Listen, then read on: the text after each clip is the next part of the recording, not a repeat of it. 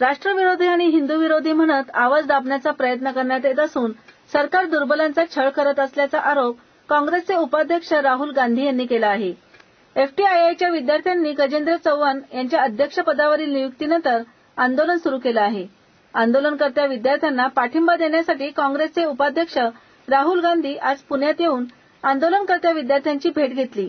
तसंच त्यांचे प्रश्नही जाणून घेतले. यावेळी विद्यार्थ्यांशी बोलताना ते म्हणाले, राष्ट्रविरोधी हिंदू विरोधी म्हणत तुमचा आवाज दाबण्याचा प्रयत्न करण्यात येत आहे. तसंच सरकार दुर्बलांचा छळ करत आहे. हे आंदोलन खऱ्या लढ्याचा छोटासा नमुना आहे.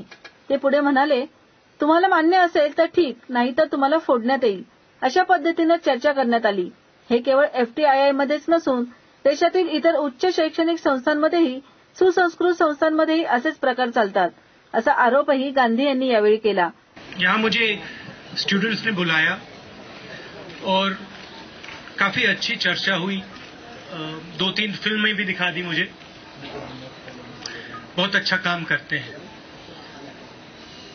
इनका सिर्फ एक कहना है, और शायद जो ये बात कह रहे हैं सही कह रहे हैं, गलत नहीं कह रहे हैं. इनका ये कहना है कि सरकार को इनकी आवाज सुननी चाहिए, डिस्कशन होना चाहिए, बातचीत होनी चाहिए. अंदर एक महिला ने कहा कि उसे डर लगता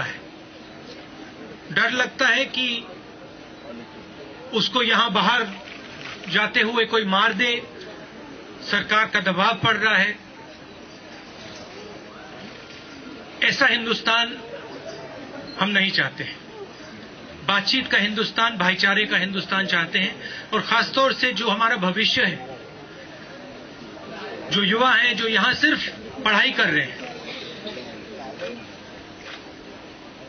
उनको दबाना नहीं चाहिए.